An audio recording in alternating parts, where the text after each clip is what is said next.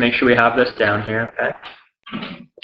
So if I want to solve for angle B, I'm given all three sides of the triangle. Therefore, I know I can use the cosine law to solve for an unknown angle. I'm going to use the cosine law equation that has angle B involved. So I'm going to use this one. Let's write down what we know. We know A is 13. We know B is 12. Whoops. We know B is 12. And we know C is 10. Okay? Plug all of that into our cosine law equation that has angle B. So I know cos of angle B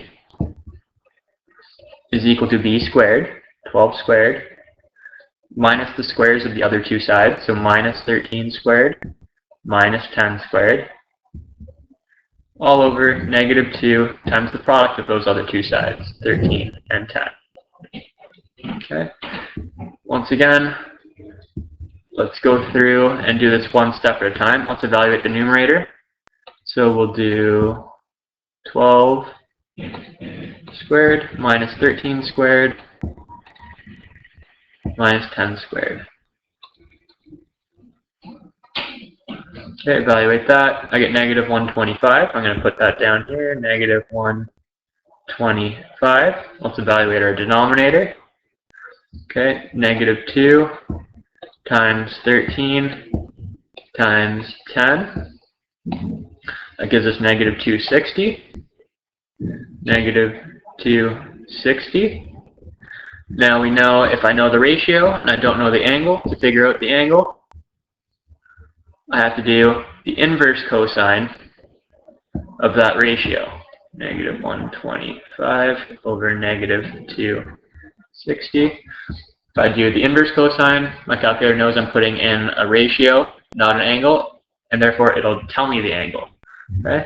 So inverse cosine of negative 125 divided by negative 260. Okay? And I get 61.3. So angle B equals 61.3. Just remember, whenever you're solving for an angle, you're always going to use the inverse trig functions. Okay? Whenever you're looking for an angle, inverse trig functions. Okay, good. One more example where our triangle isn't labeled A, B, and C.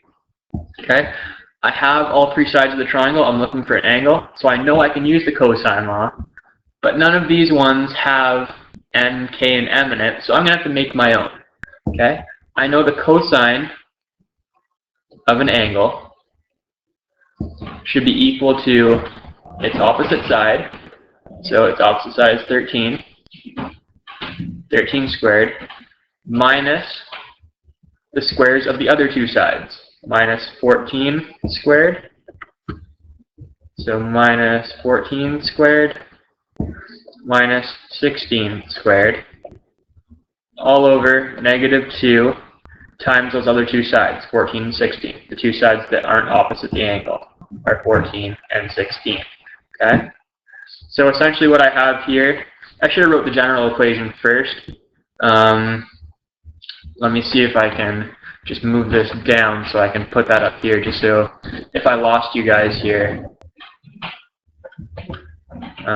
hopefully I can regain you. Okay, so I'm just going to make a general equation before I should have done that before I went ahead and did this here. So if this is my triangle here, I know the cosine of angle K equals side K squared minus the squares of the other two sides, side N and side M. So minus N squared minus M squared, and that should all be over negative 2 times the two sides that aren't opposite angle K. So the other two sides are N and M. N and M. Okay? So, and the information that I know all three sides. I know K is 13, I know N is 16, and I know M is 14. Okay, and then I just plugged all of that information into here. It doesn't matter the order of N and M, as long as in your equation here, if we're looking for angle K, we do K squared minus the squares of their two sides. We could do K squared minus M squared minus N squared, or K squared minus N squared minus M squared. Doesn't matter the order of these two, okay? So I knew all three sides. I plugged it into this equation here, and this is what I got. And then you just go ahead and plug that in on your calculator, okay? And we can figure out angle K. We'll do step by step again.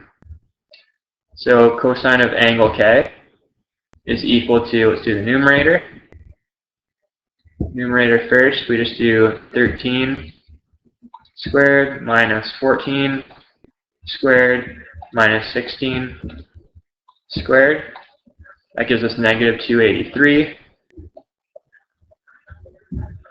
all over negative 2 times 14 times 16. That gives us negative 448. Okay, to find out angle K, I have to use inverse cosine. Whenever we're finding angles, we use the inverse trig function. So inverse cosine of that ratio. By using inverse cosine, that tells my calculator that I don't know the angle, so please tell me the angle. Okay, so inverse cosine of negative 283 divided by negative 448. That gives me 50.8. Okay. So angle K equals 50.8 degrees. Okay. So that's it for the lesson for today. If you have any questions, let me know. So that's it for cosine law. We know sine law as well. That's all we're going to learn for acute triangles.